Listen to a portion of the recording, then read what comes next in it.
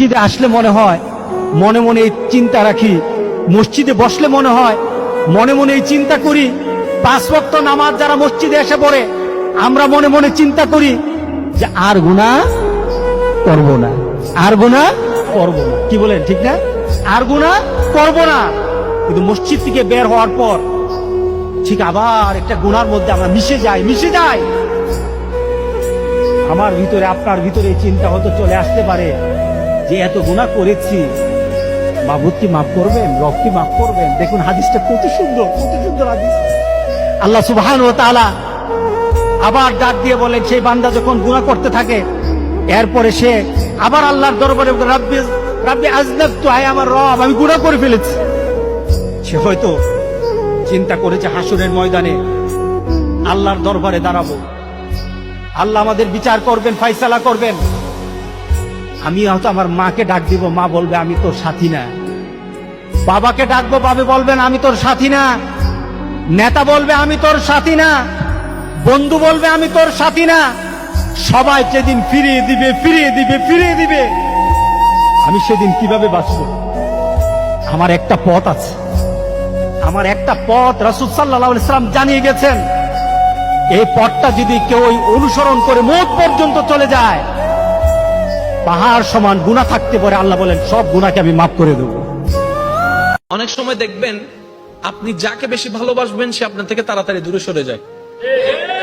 আমি বলছি জীবনে মিলে কিনা দেখেন, আপনি যার প্রতি বেশি আস্থা রাখবেন সে যত দ্রুত আপনার থেকে আস্থা ভেঙে ফেলবে।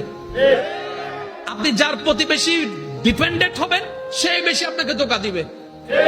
আপনি যাকে বেশি বিশ্বাস করবেন এই দুনিয়ায় দেখবেন কেমন জানি সে চেহারায় পাল্টায় ফেলছে, কেমন জানি ইচ্ছাই হোক অনিচ্ছাই হয়ে যায়। এক কথায় আপনি আমরা এই দিলে যাকে বেশি জায়গা দিই সে কেমন জানি তাড়াতাড়ি দূরে সরে যায়, কেমন জানি তার সাথে আমাদের সম্পর্কটা দূরত্ব হয়ে যায়। এটা কেন হয়?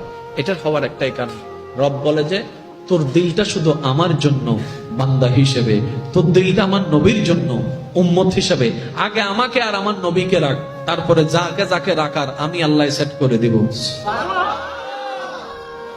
আমরা যখন ওই সিস্টেমটা না মেনে ডাইরেক্ট দুনিয়ার দিকে চলে যাই, ওই দুনিয়াটাই আমাদের কষ্টের কারণ হয়। তারপর আমরা একটা ডায়লগ মারি, এই দুনিয়াতে বিশ্বাসী মানুষ নাই, এই দুনিয়াতে বিশ্বাস করলে ফিটে চুরি খাইতে হয়, এই দুনিয়াতে এমন করলে সব। অপছন্দ করা মানুষের কথায় কিংবা কাজে আমাদের দিলে মাঝে মধ্যে একটু আঘাত লাগে না?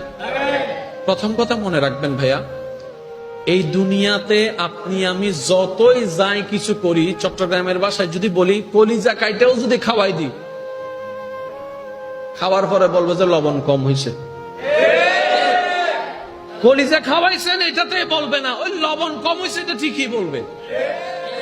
এই পৃথিবীর একটা নিজাম, একটা নিয়ম হচ্ছে আপনি আমি হাজার চেষ্টা করলেও পৃথিবীর সবাইকে খুশি রাখতে পারবো না, এটা অসম্ভব।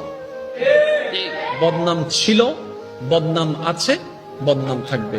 বুঝার জন্য বলা, সৃষ্টি জগতে আমাদের নবীর মতো আর কেউ আছে? আর একটু জোরে বলেন। আমাদের নবীর মতো সুন্দর চরিত্রওয়ালা, যার চরিত্রের প্রশংসা স্বয়ং রব কোরআনে করেছেন, এমন চরিত্রওয়ালা আর কেউ আছে?